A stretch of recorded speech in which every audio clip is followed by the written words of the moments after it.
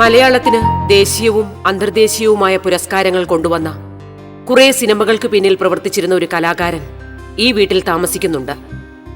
സിനിമയെന്ന ഒരരങ്ങിന്റെ ഭാഗമായി നിന്ന് പോയ കാലത്തിന്റെ ചുമരുകളിൽ പ്രതിഭയുടെ വിരലടയാളങ്ങൾ പതിപ്പിച്ചു വച്ച ഒരാളാണ് ഇവിടെ നമുക്ക് മുന്നിൽ പ്രശസ്തിയുടേതായ ഒരാലക്തിക ഭ്രമയുമില്ലാതെ നിൽക്കുന്നത്. അറിയുമോ ഇദ്ദേഹത്തെ? നല്ല സിനിമകളെ സ്നേഹിക്കുന്ന കുറച്ചാളുകളെങ്കിലും ഇദ്ദേഹത്തെ ഓർക്കാതെ വരില്ല.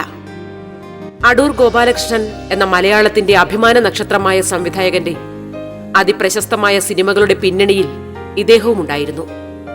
ശിവൻ എന്നാണ് ഇദ്ദേഹത്തിന്റെ പേര്.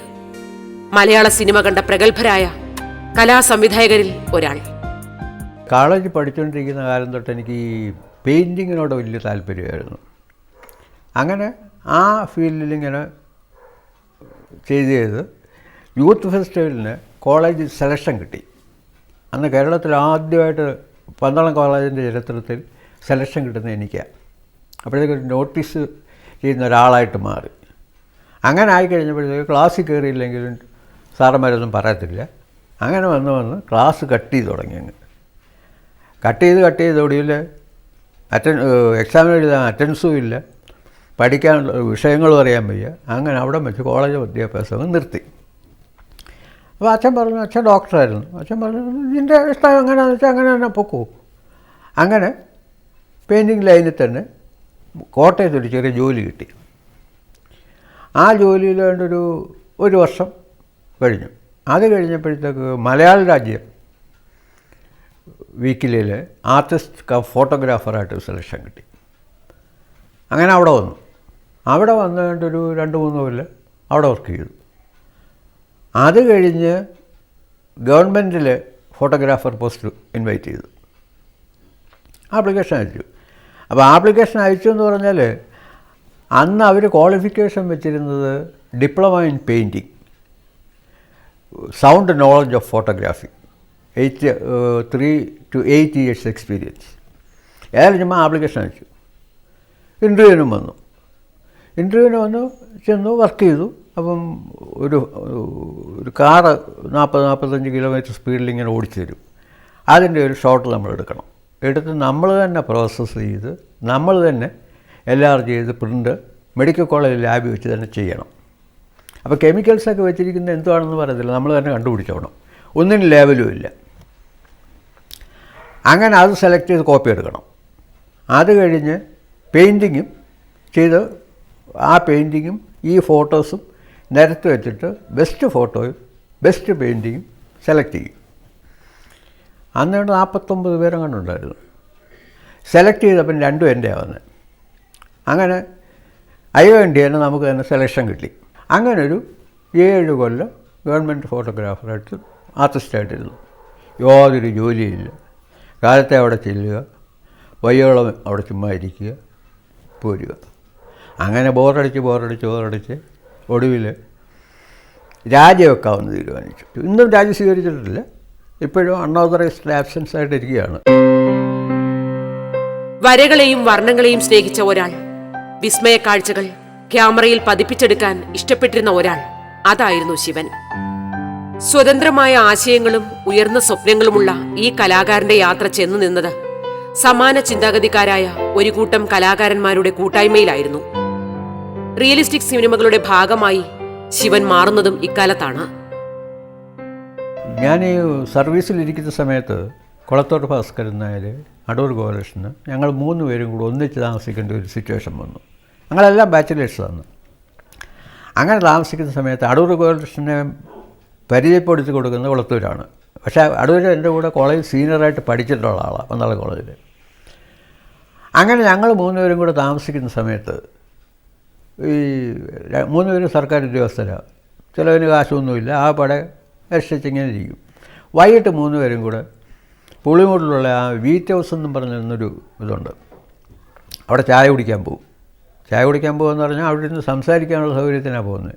ഒരാൾ ചായയും കുടിക്കും. ഇങ്ങനെ പറഞ്ഞ് സിനിമ ആണ് എന്ന് വിഷയം കയറി വന്ന്. അങ്ങനെ ഇരുന്നപ്പോൾ പറഞ്ഞു, എന്നാൽ നമുക്കൊരു കാര്യം ചെയ്യാം, സിനിമയെ സംബന്ധിച്ചൊരു സംഗതി ഉണ്ടാക്കാം. അപ്പം കുളത്തൂർ ഭാസ്കരൻ നായർ എന്ന് പറഞ്ഞാൽ ഈ പ്ലാനിങ്ങിന് അയാൾ എക്സ്പെർട്ടാണ്. അങ്ങനെ ഫണ്ട് ഉണ്ടാക്കാൻ വേണ്ടിയിട്ട് ഒരു സോവനിയർ ഇറക്കാം.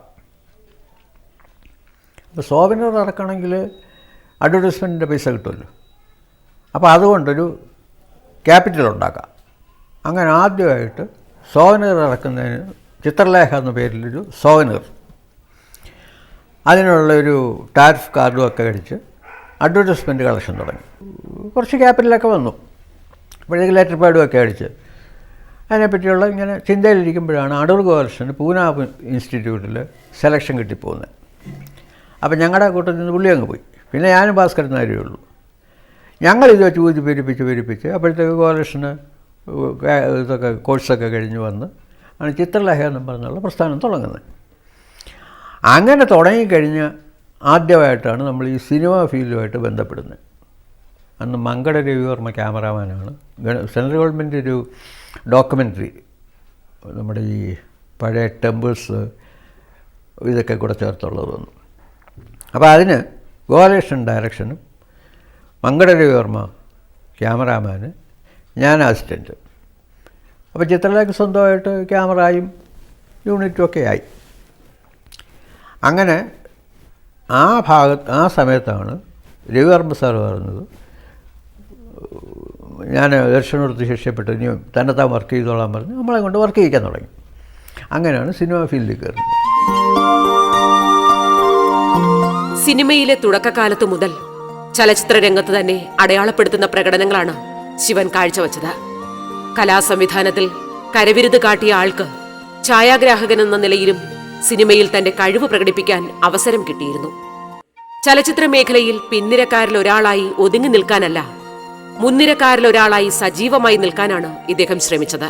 അത് കഴിഞ്ഞ് കൊടിയേറ്റം വന്നു കഴിഞ്ഞപ്പോഴത്തേക്ക് ഭാസ്കരൻ നായർ പറഞ്ഞിങ്ങനെ ഒരു ഇത് വേണം, ഒരു പഴയ കെട്ടിടം 40-45 കൊല്ലത്തെ പഴക്കമായിരിക്കണം, ഒരെണ്ണം ഉണ്ടാക്കണം. അന്നും ആർട്ട് ഡയറക്ഷൻ എന്താണെന്ന് എനിക്കറിയത്തില്ല. ഇങ്ങനെ സംഗതി വേണമെന്ന് പറഞ്ഞാൽ നമുക്കറിയാൻ ചെയ്തും കൊടുത്തു.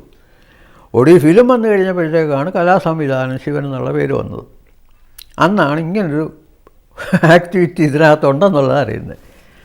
അത് കഴിഞ്ഞപ്പോഴത്തേക്ക് പിന്നെ അസിസ്റ്റൻ്റ് ക്യാമറാമാനായി ആർട്ട് ഡയറക്ഷനായി ഇങ്ങനെ ഫീൽഡിൽ ഇങ്ങനെ തുടർന്നു.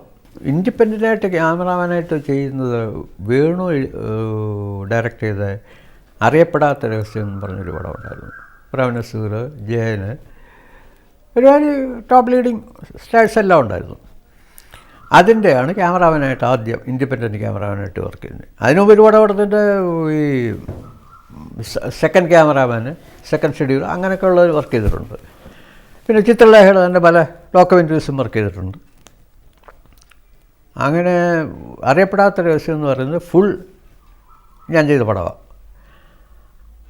അതിനുശേഷം ഫുള്ളൊരു പടം വേറെ ചെയ്യാൻ കിട്ടിയിട്ടില്ല. പലതും വന്നിങ്ങനെ സിനിമ ഫീൽഡിലെ കഥകൾ അറിയാമല്ലോ, വന്ന് മുട്ടിത്തട്ടി അങ്ങ് പോവും. അല്ലാതെ ഈ പാർട്ട് ടൈമായിട്ട് ഒരുപാട് പടത്തിന് വർക്ക് ചെയ്തിട്ടുണ്ട്. മാമാങ്കത്തിൻ്റെ ഓപ്പറേറ്റീവ് ക്യാമറാമാനായിരുന്നു. അന്ന് മാർക്കസ് മല്ലിയുടെ അസിസ്റ്റൻ്റായിട്ടാണ് ഞാൻ വർക്ക് ചെയ്തത്.